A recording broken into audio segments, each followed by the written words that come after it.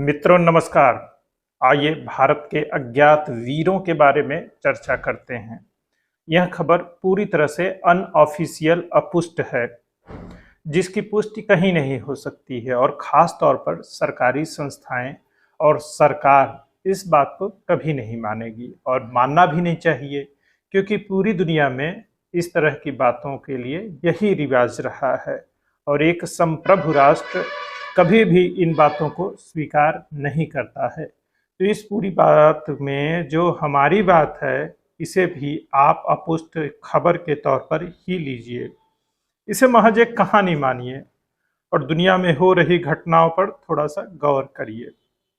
अभी अमेरिका और कनाडा ने हम पर आरोप लगाया था कि उनके नागरिकों को हमारी गुप्तचर संस्थाओं के लोगों ने मारे, जिसका हमारे विदेश मंत्रालय ने बखूबी खंडन किया और यह हमारी सरकार का ऑफिशियल स्टैंड है और हम उसी स्टैंड के साथ हैं कि भारत कभी भी ऐसी कोई हरकत नहीं करता है और वह दुनिया का जिम्मेदार देश है जिसका इतिहास में इस तरह का कोई रिकॉर्ड नहीं रहा है।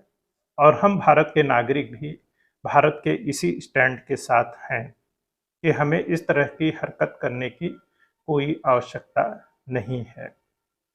मगर दुनिया के अपने तौर तरीके हैं और अब सोशल मीडिया के आ जाने की वजह से बहुत सारी कहानियां और कयास चलने लग जाते हैं। पाकिस्तान में पुलवामा हमले के बाद अब तक 20 आतंकी मारे जा चुके हैं। यह वह लोग हैं जो भारत के खिलाफ हथियार उठाए हुए थे और भारत के खिलाफ साजिशें रच रहे थे, आतंकी हमले कर रहे थे और पाकिस्तान इनके मारे जाने की देर सवेर पुष्टि किसी न किसी तरीके से कर ही देता है। और जो पाकिस्तान के यूट्यूबर हैं, भारत के अति उत्साही यूट्यूबर हैं, दोनों उनकी कहानियां उसी धुन से चलानी शुरू कर देती हैं और इन कहानियों का जो सार होता है वह यही रहता है कि भारत की इंटेलिजेंस एजेंसी, वह भी रा, यह सारे कारनामे कर रही है। अब ऑफिशियल स्टैंड तो किसी देश का इस पक्ष में हो नहीं सकता है, हमारा भी नहीं है, मगर एक बात कहने में थोड़ा सा फक्र महसूस होता है कि अगर हमारी एजेंसी पर इस तरह के आरोप लग रहे हैं तो इसमें दुख नहीं होता, बल्कि गर्व की अनुभूति होती है कि हमारे देश की गुप्तचर संस्था भी इस तरह के काम कर सकती है। वह मोसाद और केजीबी की तरह इस तरह के कांड कर सकती है। मतलब जो देश के दुश्मन हैं और देश के खिलाफ कुछ करने की सोच रहे हैं या उन्होंने कुछ ऐसा किया है तो उनके साथ ऐसा ही होना चाहिए।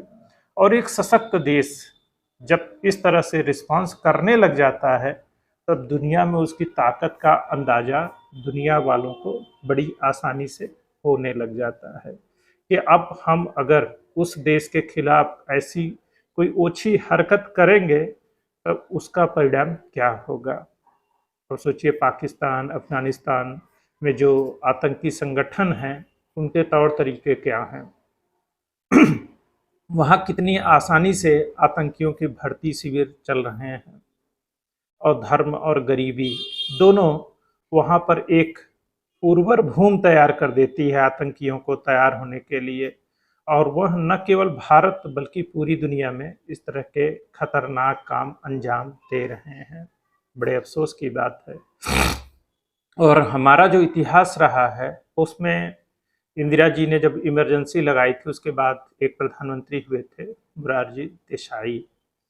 मोरारजी देसाई को पाकिस्तान का सर्वोच्च नागरिक सम्मान भी मिला था और जानते हैं क्यों?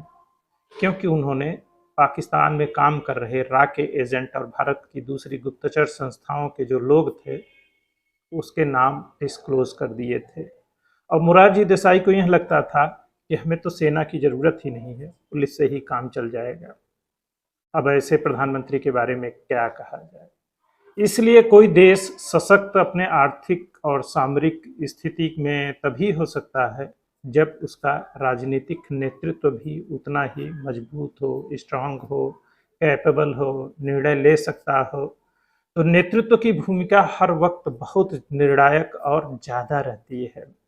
आज की जो विदेश नीति है या किसी देश की जो सशक्त होने की, दिखने की जो संभावना होती है, उसमें आर्थिक, सामाजिक, सैन्य सारी चीज़ें एक साथ चलती हैं। और विदेश नीति और आंतरिक नीति या आर्थिक नीति कुछ भी अलग-अलग नहीं होती है, क्योंकि एक को लागू करने के लिए दूसरे के सहयोग की ज़रूरत पड़ती है। आपकी विदेश नीति तभी सफल हो सकती है जब आपकी आर्थिक नीति मजबूत हो और आप दुनिया को बार्गेन सकें, बार्गेनिंग कर सकें दुनिया से, मतलब खरीदारी कर सकें और बेच सकिए। और अपने देश का जो बाजार है और जो हमारी आर्थिक समृद्धि है, वह भी हमारी विदेश नीति को प्रभावित करती ही है। तो सोचिए, दुनिया के जो विकसित देश हैं, वह दुनिया के जो पैरामीटर्स हैं, दुनिया में जो चीज़ें हो रही हैं, कैसे होनी चाहिए, इसका निर्धारण वही क्यों करते हैं? क्योंकि हर जगह पैसे लगते हैं। अब आतंकी संगठनों को लीजिए, उनके एलिमिनेशन को लीजिए, तो जो शब्द चल रहा था अननोन गनमैन, फिर हमारे देश के कुछ यूट्यूबर्स ने उसका हिंदी अनुवाद अज्ञात वीर के रूप में किया। अज्ञात वीर वही अग्निवीर से प्रभावित शब्द है।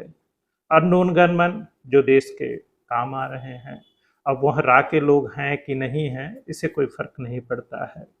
या ऐसे ही जागरूक देशभक्त हैं जो भारत के लिए काम कर रहे हैं। फिलहाल इससे भारत का हित सध रहा है, हमारे लिए अच्छी बात यही है।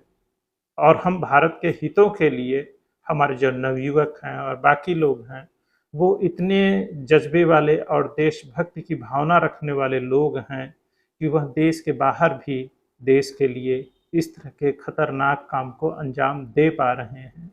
यह जो अज्ञात वीर हैं, उनको ढेर सारी शुभकामनाएं कि देश सेवा में ऐसे ही लगे रहिए और अपने काम को निरंतर अंजाम देते रहिए, क्योंकि आप अज्ञात ही रहेंगे। आप किसी संस्था से जुड़े हों या न जुड़े हों, इससे कोई फर्क नहीं पड़ता, पर आपकी देशभक्ति संदेह से परे है, क्योंकि इतनी खतरनाक स्थिति में काम करना अपने आप में बहुत बड़ी बात है।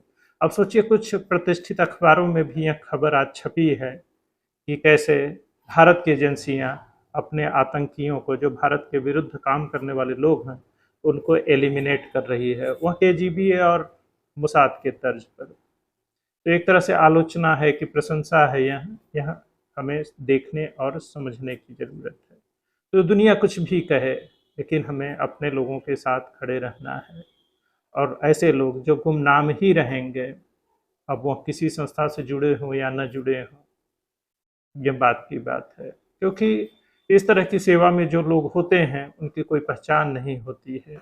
वह चाहे अमेरिकन एजेंसी हो, रसिया की हो, इज़राइल की हो या किसी और देश की एजेंसियां हों, उन्हें इसकी भारी कीमत भी चुकानी पड़ती है। क्योंकि जब आप पकड़े जाते हैं और मारे जाते हैं, तब भी आपको गुमनाम ही रहना पड़ता है और आपके हाथ कुछ नहीं आता है।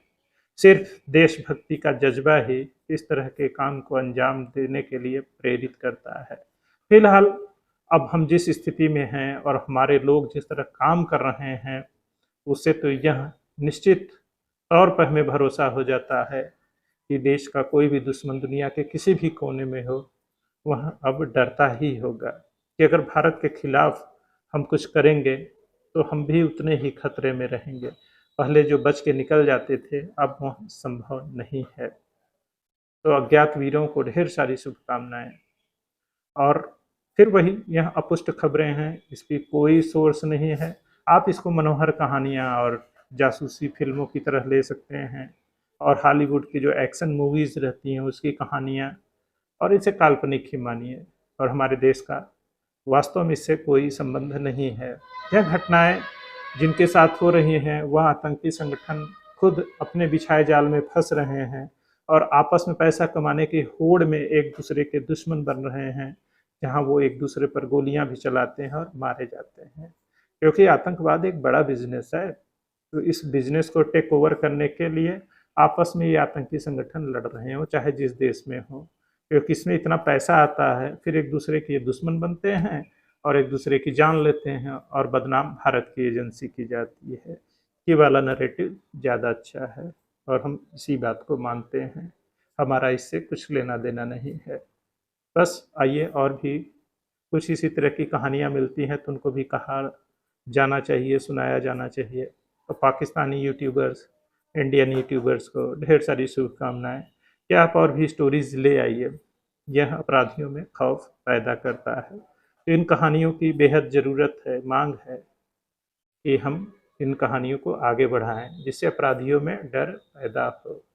जय हिंद, जय भारत, वंदे मातरम।